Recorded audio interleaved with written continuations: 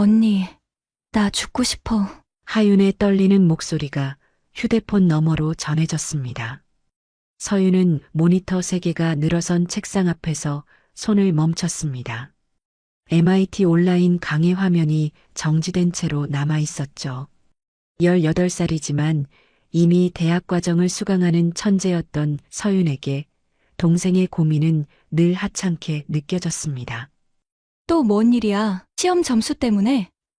아니야. 그냥 힘들어. 목소리에서 눈물기가 느껴졌지만 서윤은 여전히 차갑게 반응했습니다. IQ 180의 논리적 사고방식으로는 감정적인 문제들이 이해되지 않았거든요. 특히 하윤처럼 평범한 아이가 겪는 학교 생활의 어려움 같은 건 더욱 그랬습니다. 서윤에게는 모든 것이 수식과 논리로 해결 가능한 문제였고 감정이라는 변수는 계산에 방해가 되는 노이즈에 불과했습니다. 그깟 학교 생활이 뭐 그리 힘들다고 그래. 내가 너무 예민한 거 아냐? 애들이 좀 장난치면 어때? 그런 걸로 스트레스 받을 시간에 공부나 더 하지. 전화 너머로 한동안 침묵이 흘렀습니다. 하윤의 작은 흐느낌 소리만 들려왔죠. 그 순간 서윤은 컴퓨터 화면의 복잡한 알고리즘보다 동생의 마음을 읽는 것이 훨씬 어렵다는 걸 느꼈습니다. 하지만 그런 감정적인 영역은 자신의 관심사가 아니었죠. 언니는 정말 아무것도 모르는구나. 내가 얼마나 힘든지, 매일 어떤 기분으로 학교에 가는지 전혀 모르잖아. 알고 싶지도 않고 그런 거 신경 쓸 시간에 내 할 일이나 하겠어. 그리고 전화가 끊어졌습니다. 서윤은 어깨를 으쓱하며 다시 컴퓨터 화면에 집중했습니다. 데이터 분석 과제가 기다리고 있었고 동생의 감정적인 전화보다는 그쪽이 훨씬 중요해 보였거든요.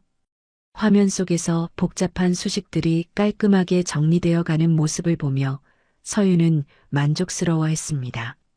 이렇게 논리적이고 예측 가능한 세계가 훨씬 편했거든요. 그날 저녁 부모님은 늦은 시간까지 돌아오지 않았습니다. 서윤은 혼자 간단히 저녁을 해결하고 다시 컴퓨터 앞에 앉았죠. 하윤도 학교 친구와 함께 있다며 늦을 거라고 문자를 보냈습니다. 평소와 다를 바 없는 평범한 저녁이었죠. 하지만 밤 11시쯤 부모님의 비명소리가 집안을 가득 채웠습니다. 현관문이 거칠게 열리며 어머니의 울음소리가 들려왔습니다. 서윤은 헤드폰을 벗고 방 밖으로 나갔죠. 하윤이가 옥상에서 어머니는 말을 잇지 못하고 주저앉았습니다. 아버지가 급히 전화를 받으며 병원 이름을 중얼거렸죠. 서윤의 머릿속이 하얗게 변했습니다. 처음으로 논리적 사고가 멈춰버리는 경험이었죠. 병원으로 달려가는 차 안에서 서윤은 처음으로 공포라는 감정을 느꼈습니다. 논리와 계산으로만 살아왔던 그녀에게 동생을 잃을 수도 있다는 현실이 강타했거든요. 차창 밖으로 스쳐 지나가는 네온 사인들이 흐릿하게 번져 보였습니다. 평소 같으면 신호등의 패턴이나 교통량을 분석했을 텐데 지금은 그런 여유가 전혀 없었죠. 중환자실 앞에서 오열하는 어머니의 모습을 보며 서윤은 자신의 무관심이 얼마나 잔인했는지 깨달았습니다. 동생이 도움을 요청했을 때 자신은 차갑게 외면했었죠. 그 순간들이 하나하나 떠오르며 가슴을 짓눌렀습니다. 간호사가 건넨 하윤의 유서를 펼쳐보는 순간 서윤의 세상이 완전히 뒤바뀌었습니다. 가면을 쓴 사람들이 나를 괴롭혔어요. 더 이상 견딜 수 없어요. 매일 학교에 가는 게 지옥 같았어요. 누구에게도 말할 수 없었어요. 언니에게 말해봤지만 이해받지 못했어요. 구체적인 이름은 없었지만 지속적이고 체계적인 괴롭힘의 흔적들이 글 곳곳에 숨어 있었습니다. 그 순간 서윤은 알았습니다. 자신에 나서야 된다는 것을, 동생을 이 지경으로 만든 가면을 쓴 괴물들을 찾아내고 완벽하게 응징해야 한다는 것을 말입니다. 이번만큼은 감정이 아닌 냉철한 복수를 설계해야 했죠. 중환자실 유리창 너머로 하윤의 창백한 얼굴이 보였습니다. 각종 의료기기에 연결된 채 의식을 잃고 누워있는 동생을 보며 서윤은 처음으로 자신 있던 머리가 무력함을 느꼈습니다. 아무리 높은 IQ를 가져도 동생의 상처받은 마음을 잊지 못했고 위험 신호를 놓쳐버렸거든요. 다행히 생명에는 지장이 없습니다. 하지만 심각한 외상 후 스트레스를 겪고 있어서 회복에 시간이 필요할 것 같습니다. 서윤은 의사의 말을 들으며 주먹을 꽉 쥐었습니다.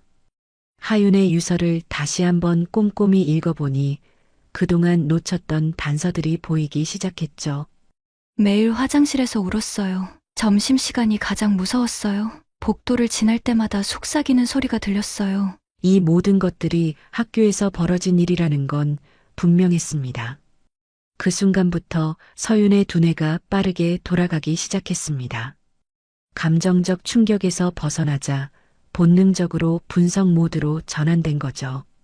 하윤의 스마트폰을 손에 들고 비밀번호를 해독하기 시작했습니다. 동생의 생일, 부모님 기념일, 좋아하는 연예인 이름까지 차례대로 시도해봤죠. 하윤아, 내 폰 비밀번호가 뭐야? 물론 대답은 없었습니다. 하지만 서윤은 포기하지 않았죠. 하윤이 평소 자주 쓰던 단어들을 조합하며 계속 시도했습니다. 마침내 사랑의 언니라는 비밀번호로 잠금이 풀렸을 때 서윤의 가슴이 찢어지는 것 같았습니다. 스마트폰 속에는 충격적인 내용들이 가득했습니다. 익명의 계정들에서 온 악성 댓글들, 모욕적인 메시지들, 그리고 하윤이 혼자서 끙끙 앓았던 흔적들이 고스란히 남아 있었죠. 특히 학교 온라인 커뮤니티에서 하윤을 겨냥한 글들이 수십 개나 올라와 있었습니다. 이하윤 또 혼자 밥 먹네. 쟤 진짜 답답하다. 왜 맨날 구석에 혼자 있지? 겉보기에는 단순한 놀림 같아 보였지만 서윤의 예리한 분석력으로는 이것이 조직적인 괴롭힘이라는 게 명확했습니다. 댓글을 단 계정들의 패턴을 분석해보니 특정 그룹이 지속적으로 하윤을 타겟으로 삼고 있었거든요. 그 중에서도 가장 자주 등장하는 이름이 하나 있었습니다. 강나리. 하윤과 같은 반 아이였고 학급 회장이자 학교에서 인기가 많은 학생이었죠. 서윤은 즉시 사회관계망 서비스를 통해 강나리의 정보를 수집하기 시작했습니다. 강나리의 인스타그램을 보니 완벽한 모범생의 이미지였습니다. 성적도 우수하고 봉사활동도 열심히 하고 친구들과 화목한 모습만 가득했죠. 하지만 서윤은 그 이면에 숨겨진 진실을 파헤치기로 했습니다. 해킹 실력을 발휘해 강나리의 개인 메신저와 이메일에 접근해 봤거든요. 그곳에는 전혀 다른 강나리가 있었습니다. 친구들과 주고받은 메시지에는 하윤을 비롯한 여러 학생들을 조롱하고 괴롭히는 계획들이 상세히 기록되어 있었죠. 특히 하윤에 대해서는 저런 애들은 좀 혼나야 정신 차린다. 우리가 좀 교육시켜줘야지라는 식의 메시지들이 가득했습니다. 더 충격적인 건 강나리의 가족 배경이었습니다.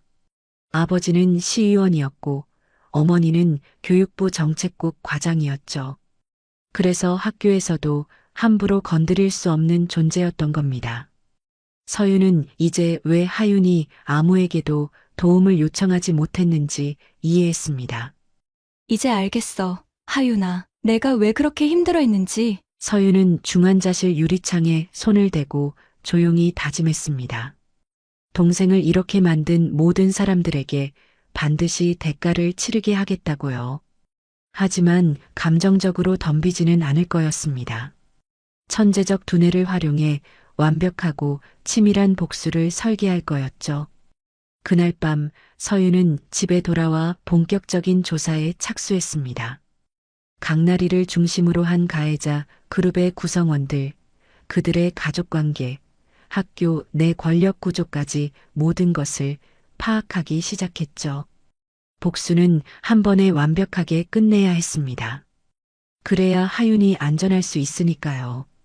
모니터 화면에는 강나리 일당의 신상 정보들이 하나씩 정리되어 갔습니다.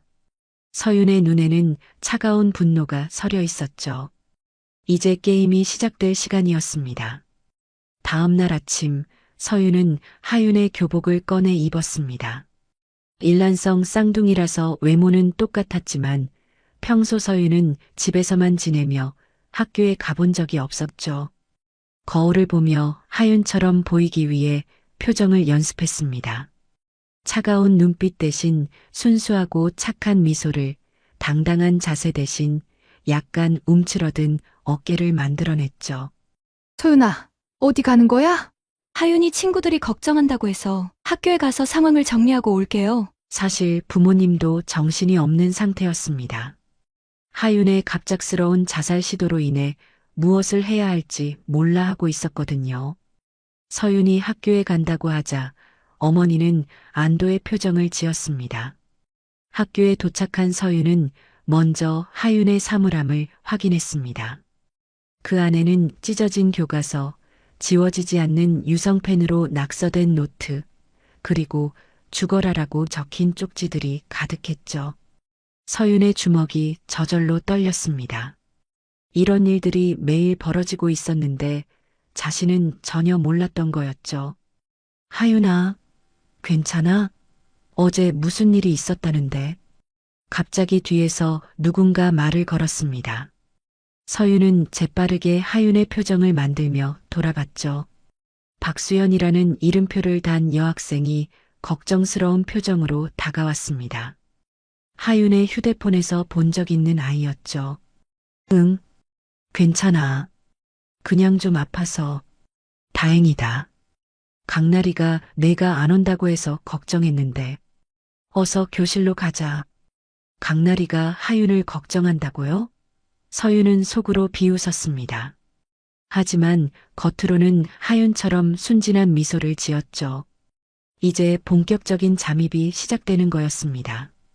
교실에 들어서자 강나리가 환한 미소로 다가왔습니다. 완벽하게 예쁘고 누가 봐도 착해 보이는 얼굴이었죠. 하지만 서윤의 예리한 관찰력으로는 그 미소 뒤에 숨겨진 가식을 읽을 수 있었습니다. 하윤아, 어제 왜 연락이 안 됐어? 정말 걱정했는데 몸이 안 좋다고 들었어. 응, 갑자기 열이 나서 미안해. 걱정 끼쳤구나. 아이고, 우리 아이가 아프면 어떡해? 내가 오늘 하루 종일 챙겨줄게. 주변 아이들이 강나리의 친절함에 감탄하는 모습이 보였습니다. 하지만 서윤은 강나리의 눈에서 스쳐 지나가는 차가운 빛을 놓치지 않았죠. 마치 사냥감을 바라보는 포식자의 눈빛 같았습니다. 점심시간이 되자 강나리 일행이 하윤, 아니 서윤을 둘러쌌습니다. 겉보기에는 친근하게 어울리는 것 같았지만 실제로는 감시하고 통제하는 분위기였죠. 서윤은 하윤이 왜 이 시간을 가장 무서워했는지 이해할 수 있었습니다. 하윤아, 어제 왜 그렇게 일찍 집에 갔어? 우리 같이 노래방 가려고 했는데. 미안해. 몸이 안 좋아서. 요즘 하윤이 좀 이상하지 않아? 맨날 혼자 있고. 강나리의 남자친구인 이진우가 끼어들었습니다. 정교 부회장이라는 타이틀을 가진 모범생이었지만 그의 눈빛 역시 차가웠죠. 진우야, 그런 말 하지 마. 하윤이가 듣고 상처받으면 어떡해? 표면적으로는 하윤을 감싸는 말이었지만 실제로는 더 큰 상처를 주는 방식이었습니다. 서윤은 이들이 얼마나 교묘하게 하윤을 괴롭혔는지 직접 경험하고 있었죠. 그날 오후 서윤은 하윤의 역할을 하며 이들의 행동 패턴을 관찰했습니다. 겉으로는 친절하고 배려심 있는 척하면서도 은근히 하윤을 소외시키고 무시하는 방식들이 너무나 정교했죠. 다른 학생들 눈에는 강나리 일행이 하윤을 챙겨주는 것처럼 보였지만 실제로는 정신적으로 고립시키는 고도의 심리 조작이었습니다. 방과 후 서윤은 학교 컴퓨터실에 혼자 남았습니다. 학교 서버에 해킹을 시도하기 위해서였죠. 보안이 허술한 학교 시스템에 침투하는 건 서윤에게는 식은 죽 먹기였습니다. 곧 학교 내부 네트워크에 접속할 수 있었죠. 그곳에서 서윤은 더욱 충격적인 사실들을 발견했습니다.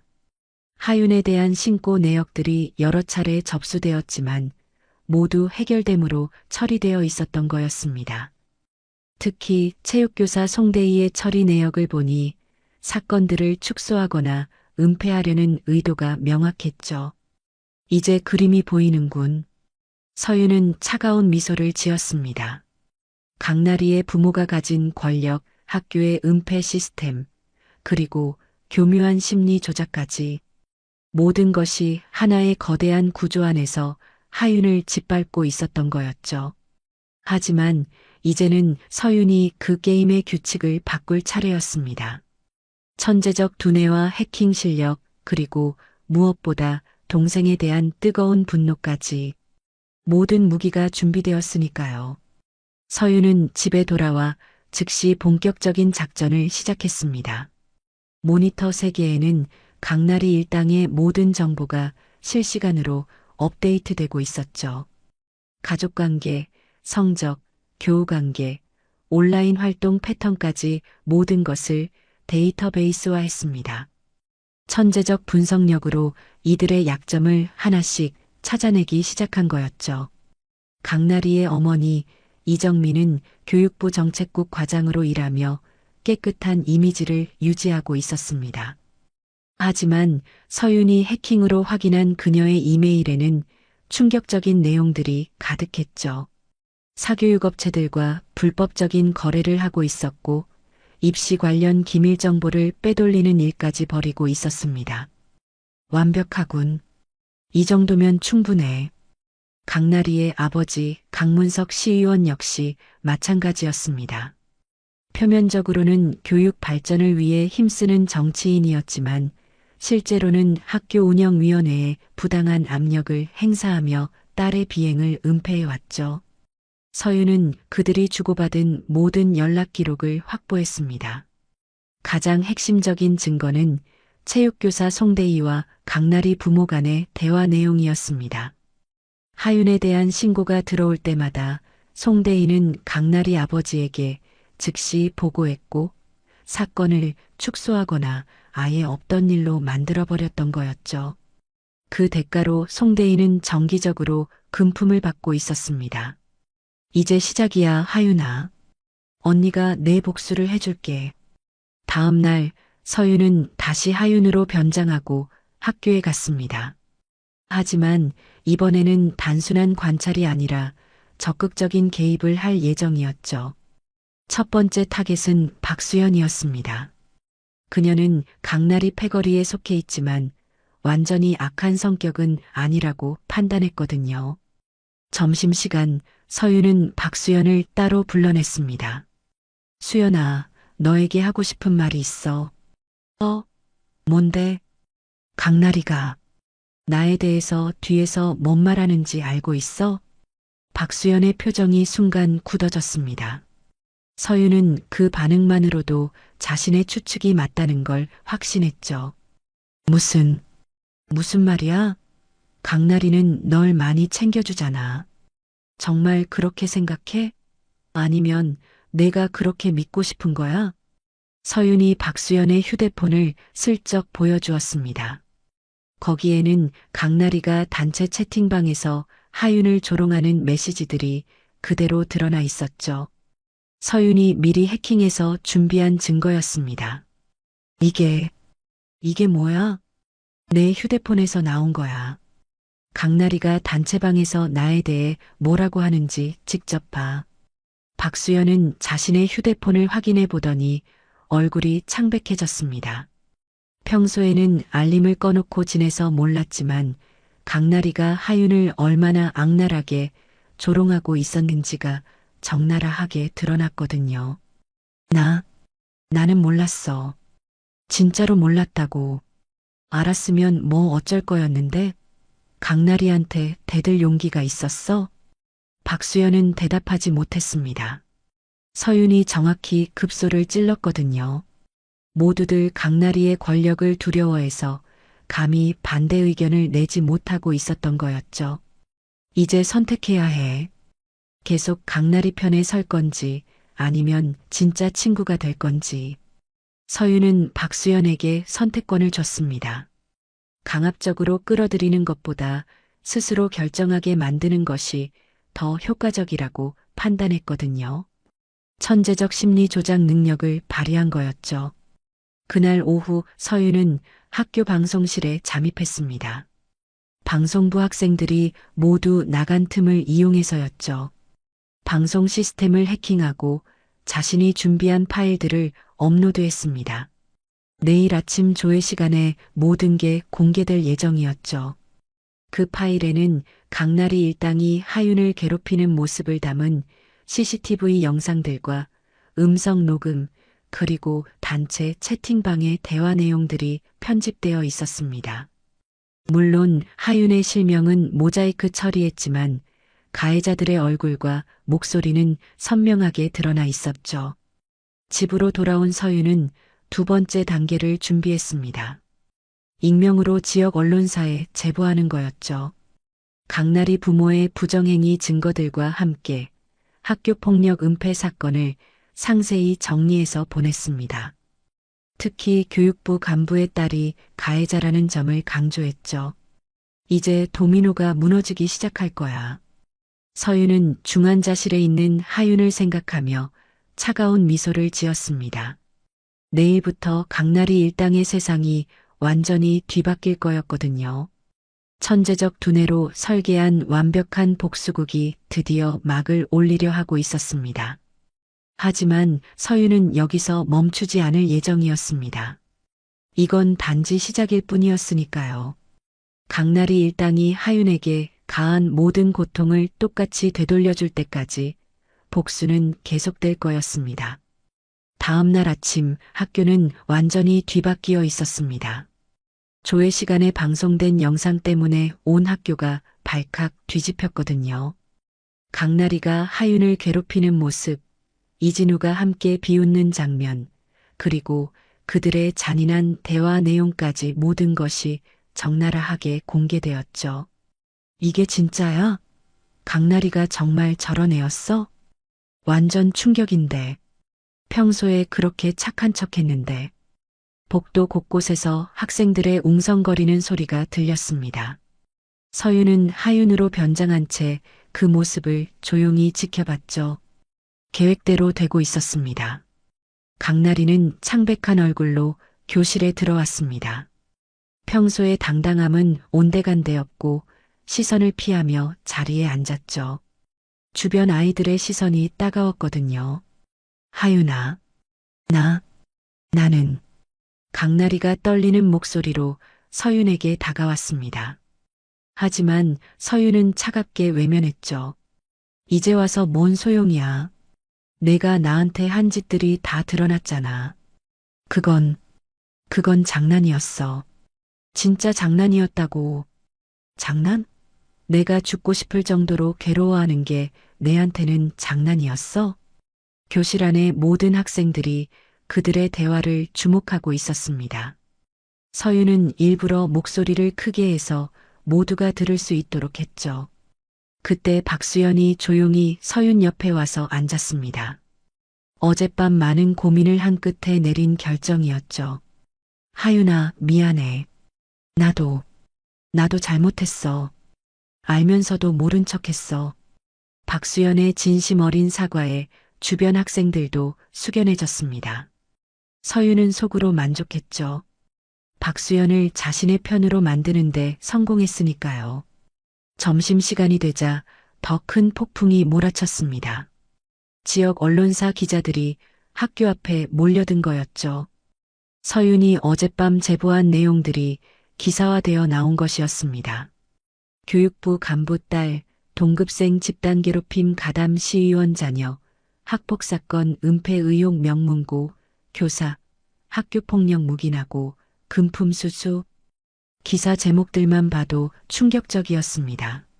서윤이 수집한 증거들이 완벽하게 정리되어 보도되고 있었거든요. 강나리의 어머니 이정민은 긴급히 학교로 달려왔습니다. 하지만 이미 언론의 관심이 집중된 상태에서는 어떤 압력도 소용없었죠. 교장 선생님, 이런 일이 어떻게 된 건가요? 우리 나리가 그런 아이가 아닌데. 죄송합니다. 저희도 상황 파악 중입니다만 증거가 너무 명확해서 교장도 당황하고 있었습니다.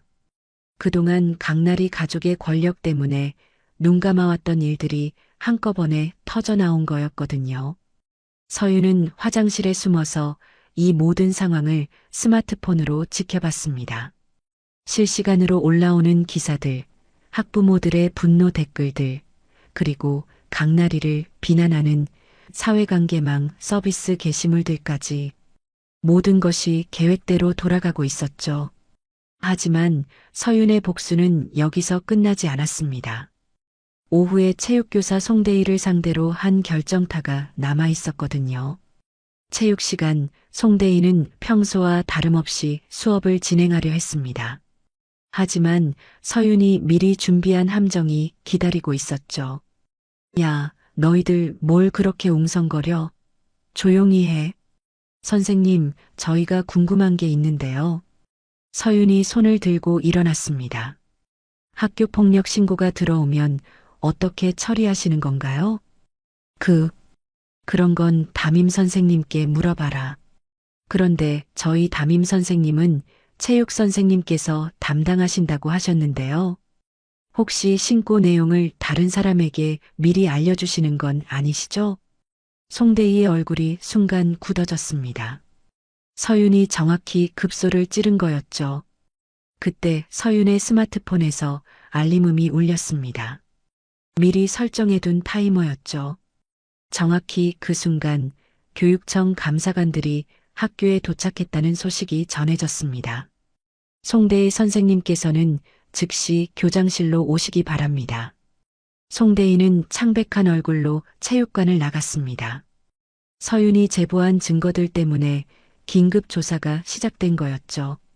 그날 오후 학교는 완전한 혼란에 빠졌습니다.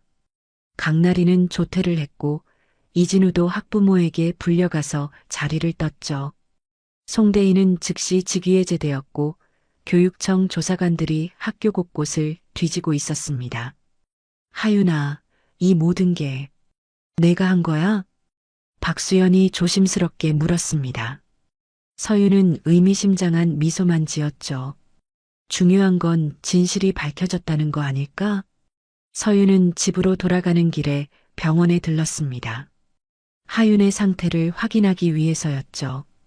의사는 곧 의식을 회복할 거라고 했습니다. 조금만 더 참아, 하윤아. 언니가 다 해결해 줄게. 서윤은 하윤의 손을 잡으며 조용히 속삭였습니다. 복수의 절반은 성공했지만 아직 끝나지 않았거든요. 강나리 일당을 완전히 무너뜨릴 때까지 서윤의 계획은 계속될 예정이었습니다. 며칠 후 강나리 가족의 몰락은 더욱 가속화되었습니다. 서윤이 언론에 제보한 증거들이 연일 기사화되면서 사회적 파장이 커졌거든요. 특히 교육부 간부가 딸의 학교 폭력을 은폐했다는 사실은 국정감사 대상에까지 오르게 되었죠. 강나리의 어머니 이정민은 결국 사표를 제출했습니다. 사교육업체와의 유착 의혹, 입시 기밀정보 유출, 그리고 딸의 학교 폭력 은폐까지 더 이상 버틸 수 없는 상황이었거든요. 서윤이 해킹으로 확보한 증거들이 하나씩 터져나올 때마다 이정미의 입지는 더욱 좁아졌습니다. 교육부 이정미 정책국 과장이 오늘 오후 사의를 표명했습니다. 딸의 학교폭력 사건 은폐 의혹과 사교육업체 유착 논란으로 더 이상 직무를 수행하기 어렵다고 밝혔는데요.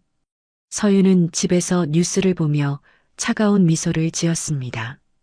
계획의 첫 번째 단계가 완벽하게 성공한 거였죠. 강나리의 아버지 강문석 시의원도 마찬가지였습니다. 시의회 윤리위원회는 그를 징계 절차에 회부했고 지역 언론들은 연일 그의 과거 행적들을 파헤치고 있었죠. 학교 운영위원회에 부당한 압력을 가했다는 증거들이 하나씩 드러나면서 그의 정치 생명은 사실상 끝나게 되었습니다. 이 모든 게 누구 짓이야? 분명 우리를 노리는 누군가가 있어. 강문석은 분노했지만 소용없었습니다. 서윤이 워낙 치밀하게 증거를 수집하고 완벽한 타이밍에 공개했기 때문에 누가 배후에 있는지 알 수 없었거든요.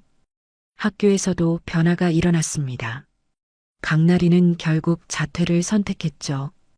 더 이상 학교에 다닐 수 없는 분위기가 되어버렸거든요. 학생들의 시선, 교사들의 냉대, 그리고 언론의 관심까지 모든 것이 그녀를 압박했습니다. 하윤아, 정말 미안해. 내가 너무 잘못했어. 강나리는 마지막 날 서윤에게 무릎을 꿇고 사과했습니다. 하지만 서윤의 표정은 차갑기만 했죠. 지금 와서 사과한다고 달라지는 게 있어? 내가 나한테 한 짓들이 사라지는 거야? 그래도 용서해줘. 제발. 용서? 내가 나를 죽음으로 몰고 갔는데 용서를 바라는 거야? 강나리는 더 이상 말하지 못했습니다. 주변 학생들도 숙연한 표정으로 그 모습을 지켜봤죠. 이진우 역시 정교 부회장직에서 물러났습니다. 학교폭력 가담자가 학생의 임원으로 있을 수는 없다는 학부모들의 항의가 빗발쳤거든요. 그는 강나리보다 먼저 다른 학교로 전학을 갔습니다. 체육교사 송대인은 교육청 조사 결과 파면 처분을 받았습니다. 학교폭력 신고 내용을 외부에 유출하고 금품을 수수한 혐의가 명확하게 드러났거든요. 그뿐만 아니라 여러 차례 학생들에게 직접적인 폭력을 가한 사실까지 밝혀져서 형사처벌까지 받게 되었죠. 이런 일이 어떻게? 송대인은 마지막까지 자신의 잘못을 인정하지 않았습니다. 하지만 서윤이 수집한 증거들 앞에서는 어떤 변명도 통하지 않았죠. 서윤의 복수가 절정에 달한 것은 정교 조회 시간이었습니다. 새로 부임한 교장이 학교폭력 근절에 대한 연설을 하고 있을 때 서윤이 갑자기 일어났습니다.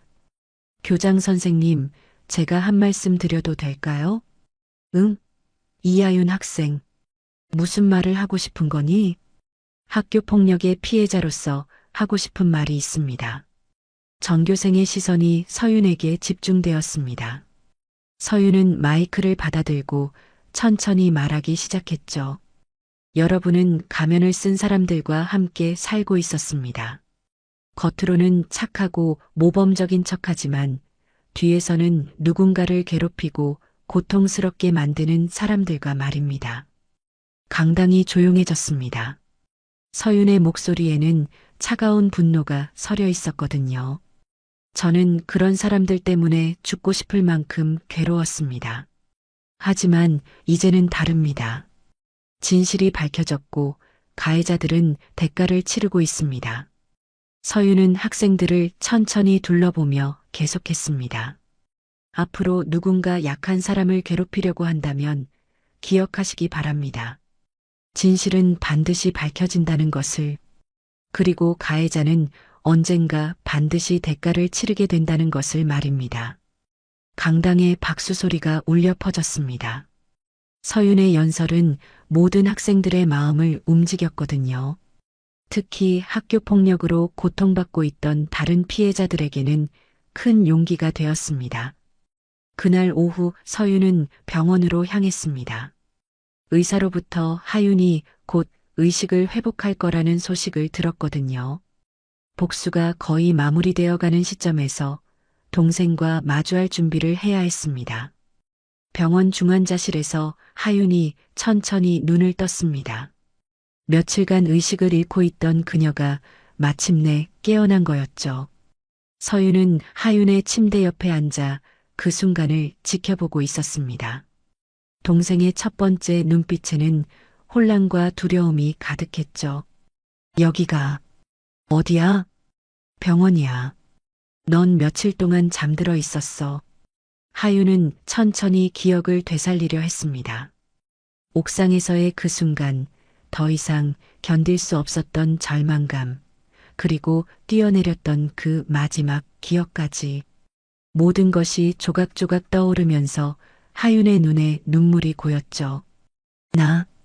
나는 왜 아직 살아있는 거야? 바보야.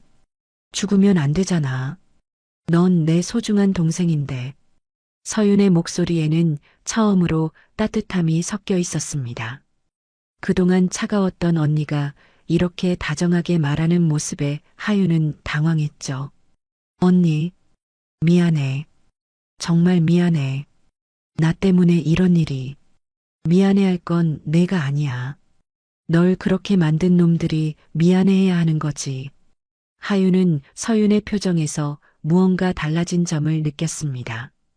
평소 무관심하던 언니의 눈에 자신을 향한 깊은 애정과 동시에 차가운 분노가 서려 있었거든요. 언니, 혹시 뭔가 했어? 응, 했어. 서윤은 담담하게 대답했습니다. 그리고 하윤에게 그동안 일어났던 모든 일들을 차근차근 설명하기 시작했죠. 강나리 일당의 몰락, 부모들의 실직과 사회적 매장, 그리고 학교에서 벌어진 모든 변화들까지. 그게 다 진짜야? 하윤은 믿을 수 없다는 표정으로 서윤을 바라봤습니다. 자신을 괴롭혔던 사람들이 모두 무너졌다는 사실이 현실처럼 느껴지지 않았거든요. 응, 다 끝났어. 이제 내가 다시 학교에 가도 아무도 널 괴롭히지 않을 거야. 하지만 하윤의 반응은 서윤이 예상했던 것과 달랐습니다. 기쁨이나 안도감 대신 하윤의 얼굴에는 죄책감과 두려움이 가득했죠. 언니, 나 때문에 사람들이 다 망가진 거야? 강나리 엄마도 직장을 잃고 아빠도 정치 생명이 끝났다고 했잖아. 그건 자업자득이야. 내 잘못이 아니라고. 하지만 이렇게까지 할 필요는 없었잖아. 그냥 전학을 가거나 다른 방법도 있었을 텐데. 하윤은 오히려 자신 때문에 벌어진 일들에 대해 죄책감을 느끼고 있었습니다.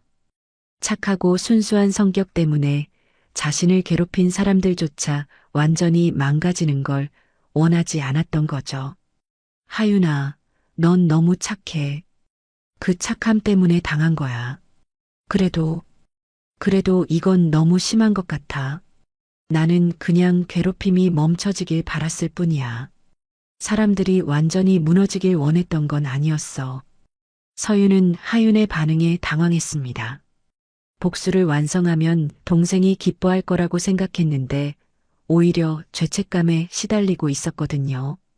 천재적 두뇌로도 예측하지 못했던 변수였죠. 그럼 내가 잘못한 거야? 아니야, 언니. 언니는 나를 위해서 한 거잖아. 하지만 이제 그만했으면 좋겠어. 더 이상은 안 돼. 하윤의 간절한 눈빛에 서윤의 마음이 흔들렸습니다. 복수를 위해 차갑게 변했던 마음에 다시 따뜻함이 스며들기 시작했죠. 그때 병실 문이 열리며 부모님이 들어왔습니다. 하윤이 깨어났다는 소식을 듣고 급히 달려온 거였죠. 하윤아, 정말 다행이다. 엄마가 얼마나 걱정했는지 몰라. 엄마, 미안해요. 정말 미안해요. 가족이 함께 울며 안기는 모습을 보며 서윤은 자신이 정말로 원했던 게 무엇인지 깨달았습니다. 복수가 아니라 하윤의 행복이었던 거죠. 동생이 다시 웃을 수 있고 안전하게 살 수 있는 것이 진짜 목표였습니다. 하윤아, 약속할게. 이제 정말 끝이야. 더 이상은 아무것도 하지 않을게. 고마워, 언니. 정말 고마워. 하윤은 서윤의 손을 꽉 잡았습니다. 자신을 위해 모든 걸 걸고 싸워준 언니에 대한 고마움과 동시에 이제 그만 멈춰달라는 간절함이 담긴 손길이었죠. 서윤은 그 순간 깨달았습니다. 진정한 승리는 적을 무너뜨리는 게 아니라 소중한 사람을 지켜내는 것이라는 걸 말이죠. 하윤이 다시 웃을 수 있게 된 지금, 복수는 정말로 끝나야 했습니다. 밤이 되어 가족들이 모두 돌아간 후 서윤은 하윤과 단둘이 병실에 남았습니다. 창밖으로 보이는 도시의 불빛들이 평화롭게 반짝이고 있었죠. 언니, 앞으로 우리 어떻게 지낼까? 글쎄, 일단 넌 완전히 회복하고 나는 MIT 유학 준비를 해야지. 유학을 가면 언제 볼 수 있어? 걱정 마. 자주 연락할 거고 방학 때마다 돌아올게. 그리고 서윤은 잠시 머뭇거리다가 말을 이었습니다. 앞으로는 내 말을 잘 들어줄게. 더 이상 무관심한 언니가 아니라 진짜 언니가 되어줄게. 하윤의 얼굴에 환한 미소가 번졌습니다. 이번 일을 통해 언니와 진짜 가까워질 수 있게 된 것 같아서 기뻤거든요. 석 달 후 하윤은 완전히 회복되어 학교로 돌아갔습니다. 처음에는 많이 긴장했지만 학교의 분위기는 완전히 달라져 있었죠. 강나리 일당이 사라진 후 학교 폭력 예방 교육이 강화되었고 새로운 신고 시스템도 도입되었습니다. 무엇보다 학생들의 인식 자체가 바뀌어 있었거든요. 하윤아, 오늘 점심 같이 먹을까? 박수연은 이제 진짜 친구가 되어 하윤을 챙겨주고 있었습니다. 과거에 대한 죄책감도 있었지만 무엇보다 하윤의 진짜 모습을 알게 된 후 진심으로 좋아하게 되었거든요. 응, 좋아. 그런데 수연아, 고마워. 항상 이렇게 챙겨줘서. 뭘? 당연한 거지. 우리 진짜 친구잖아. 하윤은 이제 진짜 친구가 생겼다는 게 너무 기뻤습니다. 예전처럼 혼자 밥을 먹거나 구석에 숨어 있을 필요가 없었거든요. 그동안 서윤은 MIT 유학 준비에 집중하고 있었습니다. 하지만 예전과는 달리 하윤과 매일 안부를 묻고 학교 이야기를 들어주었죠. 동생에 대한 무관심이 얼마나 잘못된 것이었는지 깨달았기 때문입니다. 하윤아, 오늘 학교는 어땠어? 응, 좋았어. 수연이랑 다른 친구들이랑 같이 동아리 활동도 했고, 아, 그리고 새로운 상담 선생님이 정말 좋으셔. 다행이네. 이제 정말 괜찮은 것 같아서 언니도 안심이야. 하윤의 밝은 목소리를 들으며 서윤은 흐뭇해했습니다. 동생이 다시 예전의 밝고 활발한 모습을 되찾은 게 무엇보다 기뻤거든요. 한편 강나리 일당은 완전히 다른 삶을 살고 있었습니다. 강나리는 다른 지역의 학교로 전학을 갔지만 이미 소문이 퍼져서 적응하기 어려웠죠. 부모님의 몰락으로 경제적 어려움까지 겪게 되면서 예전의 교만한 모습은 온데간데 없었습니다. 이진우 역시 마찬가지였습니다. 전학을 갔지만 학교 폭력 가해자라는 낙인 때문에 새로운 환경에서도 힘들어하고 있었죠. 과거의 행동들이 얼마나 잘못된 것이었는지 이제야 깨닫게 되었습니다. 송대인은 교사 자격이 박탈되어 완전히 다른 일을 하고 있었습니다. 학교 폭력을 은폐하고 금품을 받았던 대가는 생각보다 컸거든요. 그는 매일 후회하며 살아가고 있었습니다. 어느 날 저녁 서윤과 하윤은 함께 산책을 나갔습니다. 예전에는 상상도 할 수 없었던 일이었죠. 서윤이 먼저 하윤에게 함께 나가자고 제안한 거였습니다. 언니, 이번 일로 많은 게 바뀐 것 같아. 응, 나도 많이 바뀌었고, 너도 강해졌고, 처음에는 언니가 한 일들이 너무 무서웠어. 하지만 지금 생각해보니 언니가 아니었으면 나는 계속 괴롭힘을 당했을 거야. 그래도 내가 말한 대로 너무 심했던 것 같아. 앞으로는 좀 더 신중하게 행동할게. 두 자매는 나란히 걸으며 이야기를 나눴습니다. 이제야 진짜 자매다운 모습이었죠. 언니, 유학 가면 정말 보고 싶을 거야. 나도. 하지만 이제는 연락 자주 할 거잖아. 그리고 중요한 순간에는 꼭 돌아올게. 중요한 순간? 졸업식 같은 거 말이야. 내가 꼭 가서 봐야지. 하윤의 얼굴에 환한 미소가 번졌습니다. 언니가 자신의 졸업식을 보러 오겠다고 약속한 게 너무 기뻤거든요. 몇 주 후 서윤의 유학 출발일이 다가왔습니다. 공항에서 가족들이 모두 모여 배웅을 했죠. 하윤은 언니와 헤어지는 게 아쉬웠지만 이제는 혼자서도 잘 지낼 수 있다는 자신감이 있었습니다.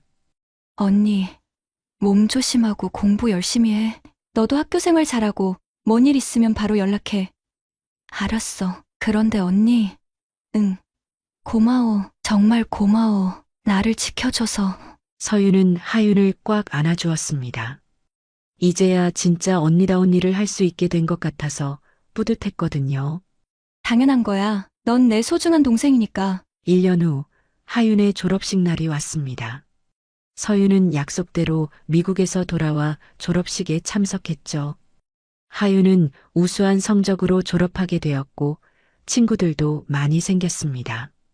언니, 정말 왔구나. 약속했잖아. 우리 하윤이 졸업하는 날을 놓칠 수 없지. 졸업식이 끝난 후 두 자매는 함께 교복을 입고 사진을 찍었습니다. 일란성 쌍둥이답게 똑같은 모습이었지만 이제는 서로를 진심으로 아끼는 자매가 되어 있었죠. 언니, 이제 내가 대학생이야. 언니처럼 똑똑하지는 않지만 열심히 할게. 넌 충분히 똑똑해. 그리고 무엇보다 착하고 강한 아이야. 언니가 그렇게 만들어준 거야. 나 혼자였으면 못 해냈을 거야. 서윤은 고개를 저었습니다. 아니야. 넌 원래 강한 아이였어. 나는 그냥 내가 그걸 깨달을 수 있게 도와준 것뿐이야. 두 자매는 손을 맞잡고 학교 앞을 걸었습니다. 이제 하윤에게 이 학교는 고통의 장소가 아니라 성장의 추억이 담긴 곳이 되었죠. 서윤 역시 단순히 천재적 두뇌만을 가진 차가운 사람이 아니라 사랑하는 사람을 위해 무엇이든 할 수 있는 따뜻한 언니가 되어 있었습니다. 석양이 두 자매의 뒷모습을 따뜻하게 비추며 이들의 새로운 시작을 축복하는 것 같았습니다. 이제 진짜 자매로서의 삶이 시작되는 거였죠.